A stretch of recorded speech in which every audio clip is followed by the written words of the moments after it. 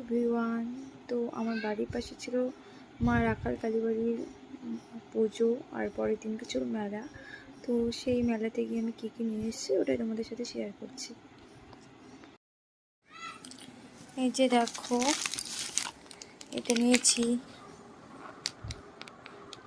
নিয়েছি আমার জন্যে 50 টাকা দিয়ে। এটাও সেম রেঞ্জ। এই যে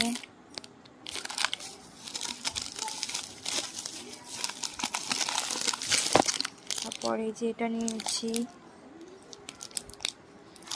আর এটা না 2 জোড়া নিয়েছি। আমার মায়ের জন্য একটা নিয়েছি আর আমি নিজের জন্য একটা নিয়েছি। আর কি নিয়েছি, এটা 3টে নিয়েছিলাম। 2টো মায়ের বাড়ি দিয়ে চলে এসেছি, একটা বৌদির জন্য, একটা মাকে, আর আমি নিয়েছি 2টো। এই যে একটা, আর একটা আমার মাথায় রয়েছে। আর আমার মেয়ে নিয়েছে এটা, ও বলে কিছুই নেবে না, শুধু না না করছে। আর একটা হলো ওই সানগ্লাস নিয়েছে।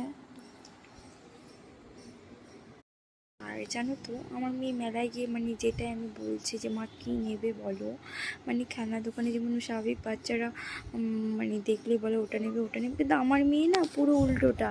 ও আগে থেকে বলছে মা না না না, ও কিছুই নেবে না। অ্যাকচুয়ালি কী বলো তো, ও না চাইতেই অনেক কিছু পেয়ে যায় তো খেলনা। ওকে তো আমাদের পছন্দ অনেক খেলনা এনে দিই, তো এই জন্যে আর ওর এতটা খেলনার প্রতি টান নেই। তো সকালে পুজো দিতে গিয়েছিলাম, তো বেবি কোলে নিয়ে পুজো দিতে গিয়ে ওগুলো না এত ভিড়ের মধ্যে না ভিডিও করতে পারিনি। মেলা থেকেও এত ভিড়ের মধ্যে ভিডিও করিনি। বেবি কোলে নিয়ে ঝামেলা এই যে হলো বেবি কোলে যে ফোন, এত ভিড় ভাট্টার মধ্যে, তো তোমাদেরকে ওগুলো কিছু শেয়ার করতে পারিনি। তো এই এতটুকু দেখালাম।